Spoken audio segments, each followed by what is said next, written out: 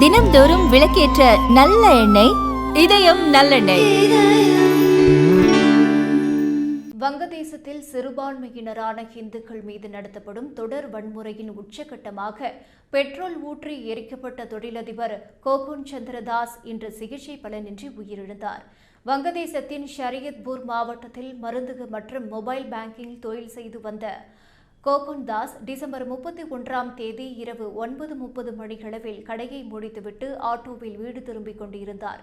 அப்போது தாமோதியா ஷரியத்பூர் சாலையில் அவரை வழிமறைத்த வன்முறை கும்பல் அவரை ஆட்டோவிலிருந்து கீழே இழுத்து ஆயுதங்களால் தாக்கியதுடன் அவர் மீது பெட்ரோல் ஊற்றி தீ வைத்தது.